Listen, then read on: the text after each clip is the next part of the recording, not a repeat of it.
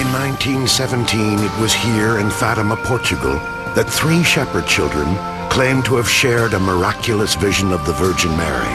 It's the only time in the history of Christianity that messages announced in advance a miracle. Under intense scrutiny, they would accurately foretell the devastation of World War II, the rise and fall of the Soviet Union, and even their own mortal destinies.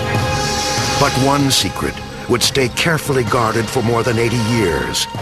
Finally, in the year 2000, the Pope revealed this prophecy, and to this day the world remains enthralled by the miracles of Fatima. During the following year, 1917, Our Lady appeared 6 times to the children, beginning on May 13th, asking them to come to the sheep pasture on the 13th of each month until October. Lucia dos Santos, aged 10, was the eldest of the 3, who along with her cousins Jacinta Marto, aged 7, and Francisco Marto, aged 9, witnessed the apparitions. It was on July 13th, 1917, Our Lady gave a prophetic and solemn warning for the world. She asked for the consecration of Russia to her Immaculate Heart. If my wishes are fulfilled, Russia will be converted, and there will be peace. If not, then Russia will spread her errors throughout the world, bringing new wars and persecutions of the Church. The good will be martyred, and the Holy Father will have much to suffer. Certain nations will be annihilated, but in the end, my Immaculate Heart will triumph. The Holy Father will consecrate Russia to me, and she will be converted, and the world will enjoy a period of peace.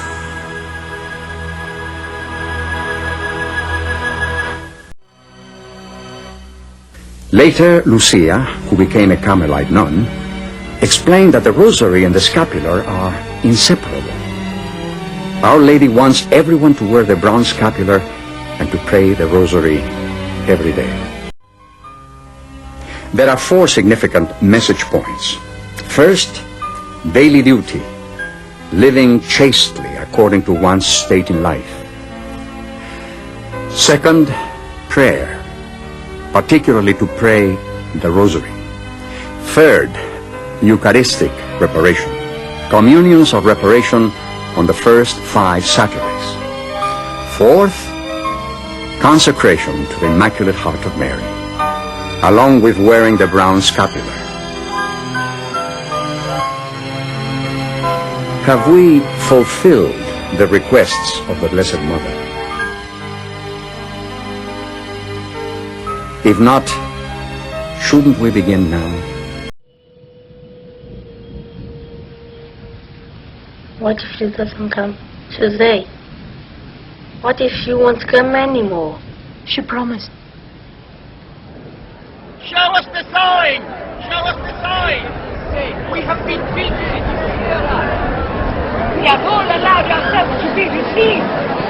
You have made fools of us! The parents are to blame. Are you proud of your lying children? Making the rain stop. That'll be a good sign. Little fools, they're laughing at you. Little face. If that's what you think they are I now. told you it wasn't true. It's all rubbish. Whoever wants to go can go, but I'm not. Our Lady told us to come. She'll be here soon.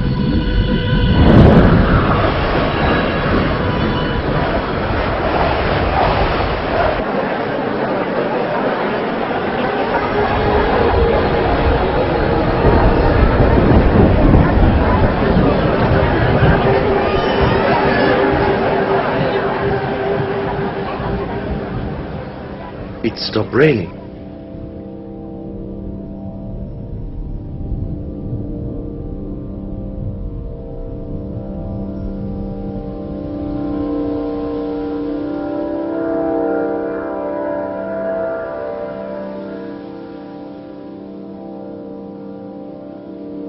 What do you want from me?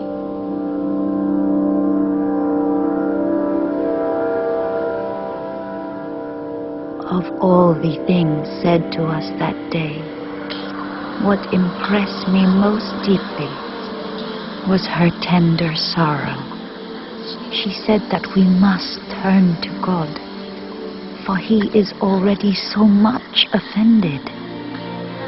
She spoke so gently, but with so much pain. I wanted to spread her words throughout the whole world.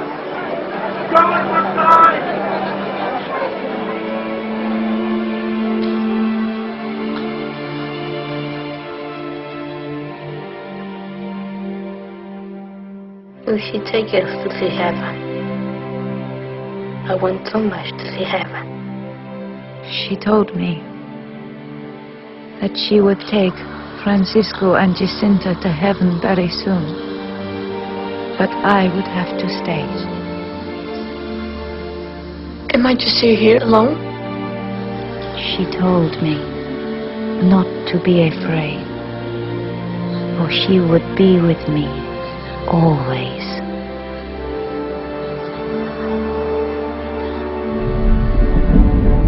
We have been cheated! We have been cheated!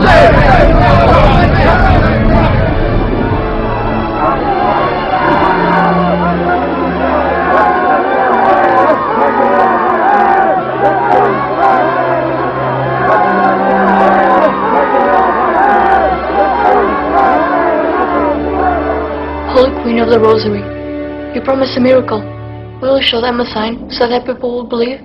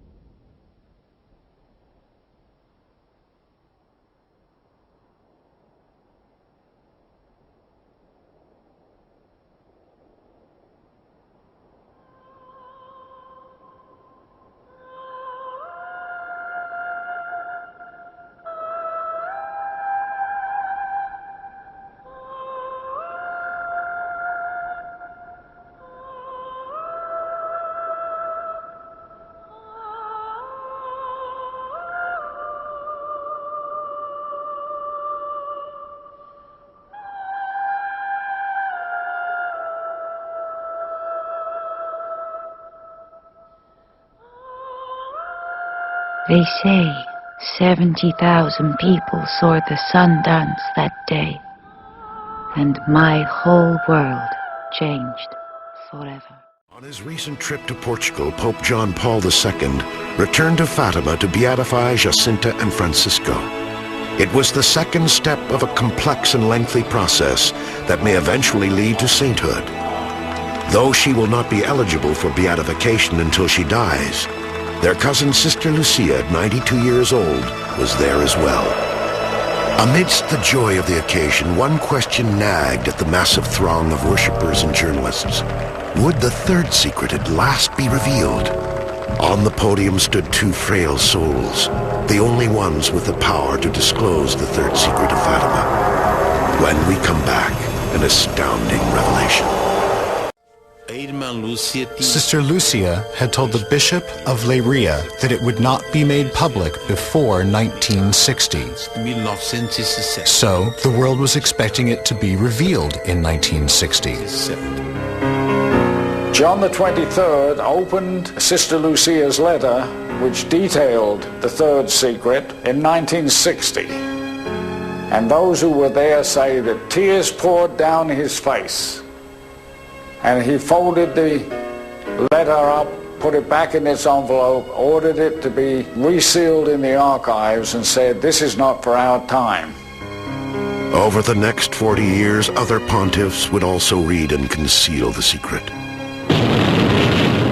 Fearing the worst, some speculated that the secret predicted a nuclear apocalypse, or a crisis of faith that threatened our collective mortal soul. The only ones who truly knew remained sheltered behind the walls of the Vatican and the walls of a convent. But on May 13th, 2000, the anniversary of Mary's first visitation to the shepherds, Pope John Paul II broke the 83-year silence. It had really come to him, the significance of the date. He was convinced that Our Lady of Fatima had saved his life. But questions remain. Why did it take so long after the 1981 assassination attempt to reveal the secret? How can one explain the fact that Mehmet Ali Ashka, the Turkish gunman who shot the Pope, told prosecutors at his trial back in 1985 that his attempt was connected to the third secret of the Madonna of Fatima? How he knew of the secret's contents remains a mystery. Many speculate that there is more to the secret than has been told.